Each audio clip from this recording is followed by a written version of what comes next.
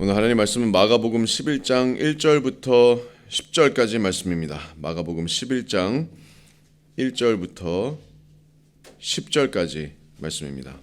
그들이 예루살렘에 가까이 와서 감람산 벳바게와 베다니에 이르렀을 때에 예수께서 제자 중 둘을 보내시며 이르시되 너희는 맞은편 마을로 가라. 그리로 들어가면 곧 아직 아무도 타보지 않은 나귀 새끼가 매어 있는 것을 보리니 풀어 끌고 오라. 만일 누가 너희에게 왜 이렇게 하느냐 묻거든 주가 쓰시겠다 하라. 그리하면 즉시 이리로 보내리라 하시니 제자들이 가서 본즉 나귀 새끼가 문 앞 거리에 매어 있는지라. 그것을 푸니 거기 서 있는 사람 중 어떤 이들이 이르되 나귀 새끼를 풀어 무엇 하려느냐 하매 제자들이 예수께서 이르신 대로 말한데 이에 허락하는지라. 나귀 새끼를 예수께로 끌고 와서 자기들의 겉옷을 그 위에 얹어 놓음에 예수께서 타시니 많은 사람들은 자기들의 겉옷을 또 다른 이들은 들에서 벤 나뭇가지를 길에 펴며 앞에서 가고 뒤에서 따르는 자들이 소리 지르되 호산나 찬송하리로다. 주의 이름으로 오시는 이여 찬송하리로다. 오는 우리 조상 다윗의 나라여 가장 높은 곳에서 호산나 하더라. 아멘.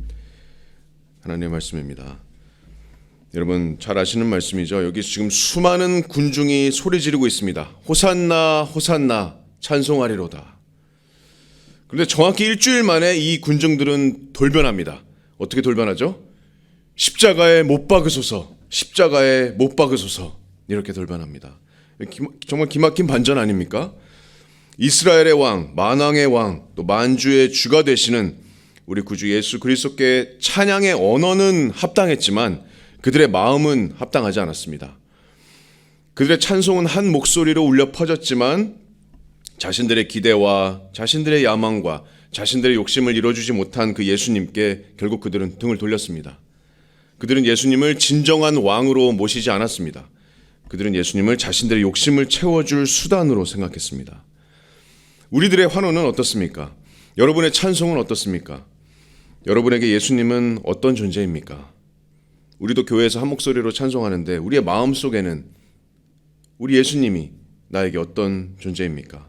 우리가 입술의 찬송뿐만 아니라 우리의 마음의 묵상 또한 주님께 기쁘게 연락됩니까? 아니면 우리의 입술의 찬송은 호산나지만 마음의 예수님이 나의 욕심과 또 기대와 만족을 이뤄줄 그런 존재입니까? 오늘 말씀을 통해서 내 마음 깊숙이 또 하나님을 향한 나의 마음을 살펴보는 그런 시간이 되었으면 좋겠습니다. 예수님을 향한 여러분의 환호는 과연 어떤 환호입니까? 예수님에 대한 여러분의 환호가 절대 주권을 가지신 하나님에 대한 환호입니까? 여기 1절부터 6절까지 보시면 이 모든 디테일을 주관하시는 주권의 하나님을 우리가 살펴볼 수 있습니다. 예수님께서 우리의 모든 삶의 디테일을 주관하십니다. 모든 삶의 디테일을 주관하십니다. 어떤 목사님이 이렇게 말씀하셨어요. 물질의 가장 작은 입자도 하나님의 뜻을 거슬러서 움직일 수 없다. 그 흔한 참새 한 마리도 하나님의 허락 없이는 떨어지지 않음을 우리가 말씀을 통해서 알고 있습니다.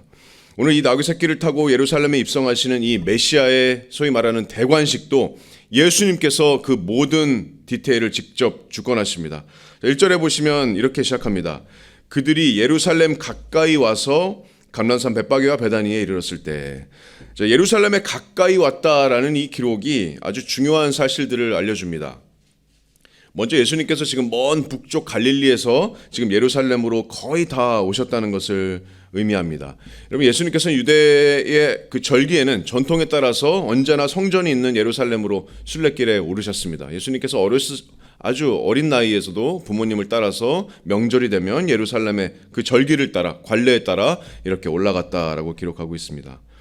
공생애를 시작하시고도 예수님께서는 갈릴리에서 사역하시다가 명절만 되면 6월절이 되면 예루살렘 성전이 있는 예루살렘으로 가셨던 것을 기록하고 있습니다. 자, 그런데 지금 이번 예루살렘의 순례길은 예수님의 마지막 순례길입니다. 왜 마지막이냐면 이제 예수님의 사역이 구속 역사의 그 정점으로 다다르고 있기 때문입니다. 예수님께서 이제 다시 예루살렘으로 오지 않으십니다. 십자가에서 다 이루었다 이렇게 선포하셨죠. 그 구원을 이루실 그 십자가가 가까이 왔습니다. 곧 바로 며칠 후에 이스라엘에게는 마지막 6월절, 그 6월절의 어린 양 되시는 예수님께서 우리의 죄를 위해서 십자가에 달리시게 될 겁니다. 실로 우리의 질고를 지고 우리의 슬픔을 당하였다 이렇게 이사야가 예언하고 있습니다. 하지만 무엇보다도 지금 예루살렘에 가까이 오신 이 순간이 중요한 이유는 바로 오늘 이 순간에 처음으로 대중들에게 공개적으로 정말 오피셜하게 이 나사렛 예수가 바로 메시아다, 이스라엘의 왕이다 이렇게 선포되는 현장이기 때문입니다. 여러분 기억하시면 예수님께서는 원래 자신이 누구인지를 말하는 것을 지금까지 허락하지 않으셨죠.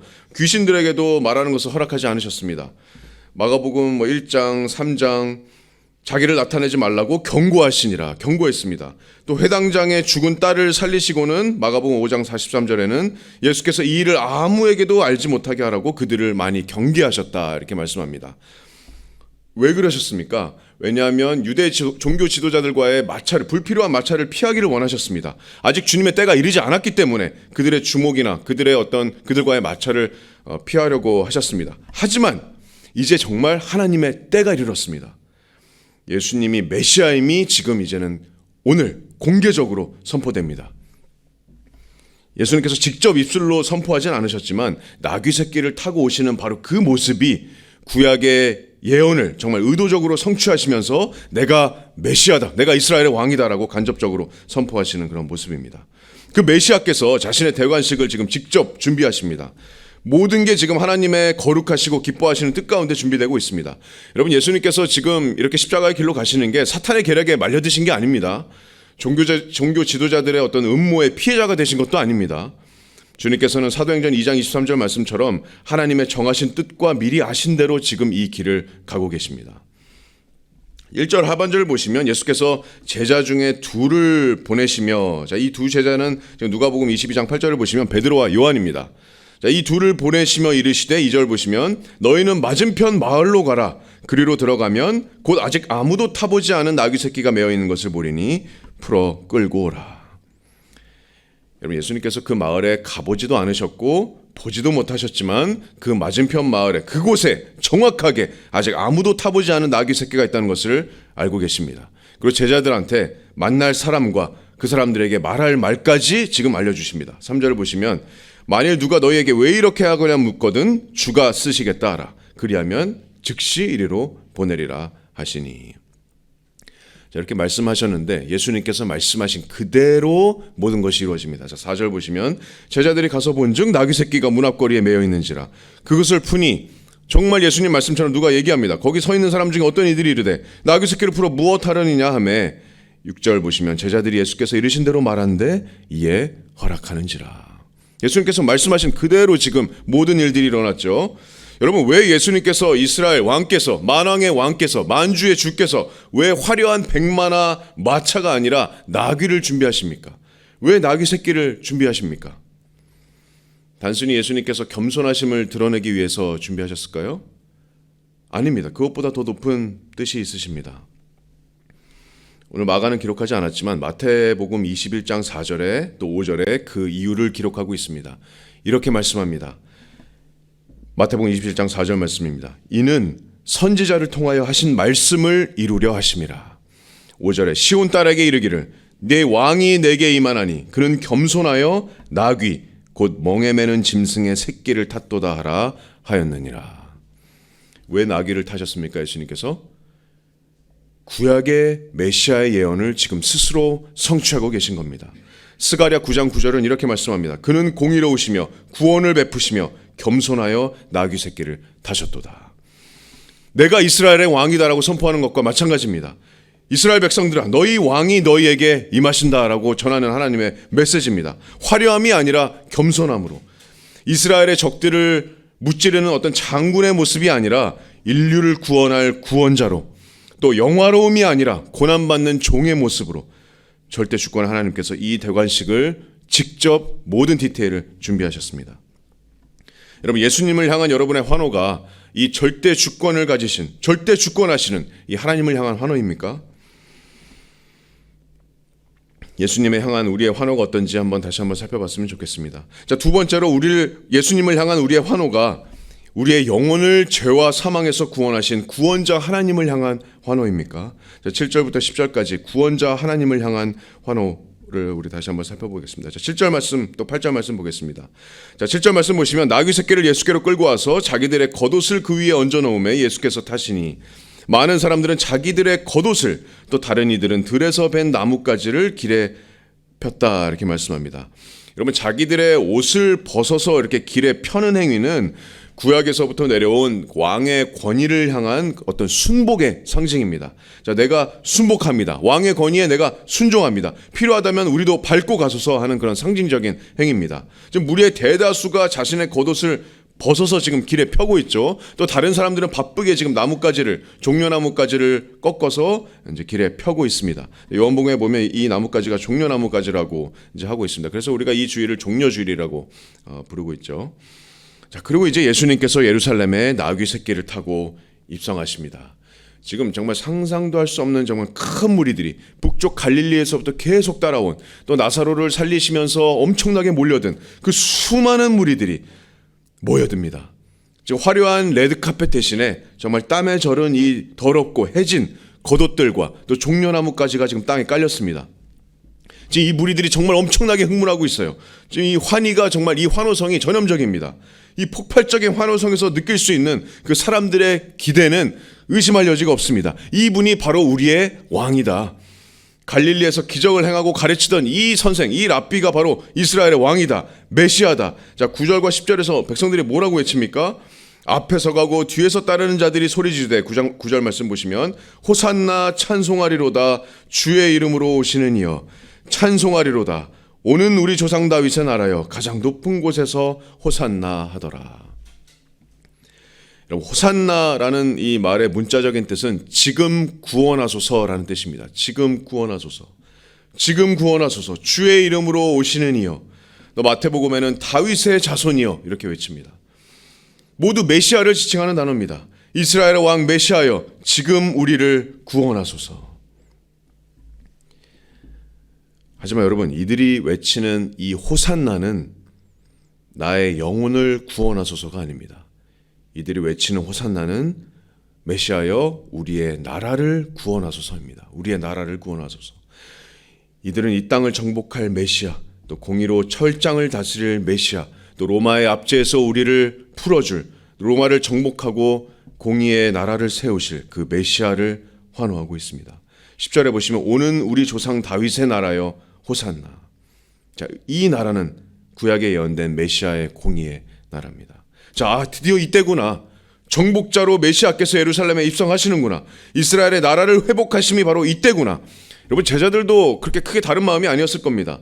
제자들은 최후의 만찬 중에서도 서로 누가 큰지, 누가복음에 보면 최후의 만찬에서도 서로 누가 큰지를 다투고 있었습니다.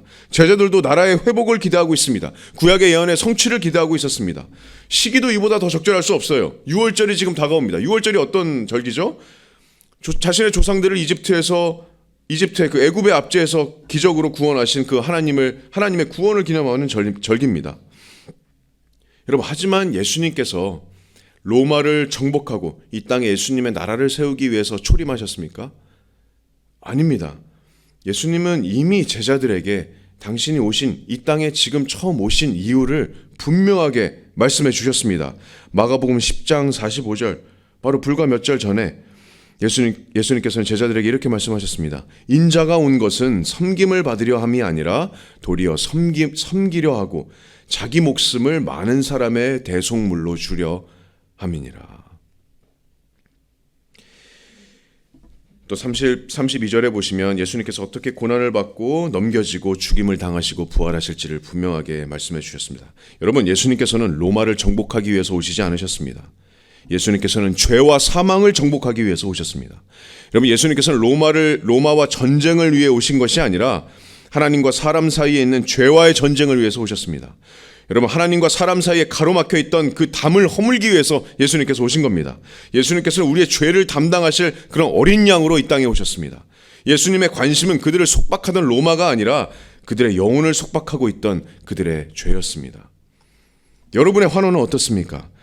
예수님을 여러분의 영혼을 구원하신 그 구원자 하나님으로 환호하십니까? 왜냐하면 오늘날에도 많은 사람들이 바로 이날 이 백성들과 같은 잘못된 기대로 예수님을 환호합니다. 예수님에 대한 그 찬양의 언어는 올바릅니다. 호산나, 다윗의 조상이여, 이 찬양의 언어는 합당하지만 그 마음 가운데는 자신들의 물질적인 축복을 주실 분으로, 나의 성공과 업적을 이루어질 도구로 예수님을 환호합니다. 찬양의 언어는 합당하지만, 입술의 찬양의 언어는 합당하지만 내 그릇된 욕심과 허영을 종교적으로 포장하고 그렇기 때문에 또 예수님을 환영합니다. 내 외로움을 구원하소서, 내 경제적인 상황을 구원하소서, 내 커리어를 이루소서, 내 버킷리스트를 이루소서, 내 자녀들의 성공을 이루소서, 사람들에게 인정받는 사람이 되게 하소서, 내 이름과 명성을 이루어 주소서, 나에게 정말 맞는 결혼 상대를 주시옵소서. 예수님에 대한 찬양과 마음의 그런 영광을 돌림을 전혀 없이 내 욕심만을 채워줄 그런 도구로 예수님을 환호하는 사람들이 여전히 많습니다. 사랑하는 성도 여러분, 예수 그리스도가 여러분의 욕심을 이루어질 대상입니까? 아니면 우리의 죄를 대신해서 십자가에 달리신 한 점 흠없는 거룩하신 어린 양이 되십니까? 이 예루살렘을 입성하시는 이 예수님이 나에게 어떤 예수님이신지 우리가 묵상해 보기를 원합니다. 나의 입술의 말과 동시에 나의 마음의 묵상이 하나님께 기쁘게 연락되어지는지 우리가 다시 한번 생각해 봤으면 좋겠습니다.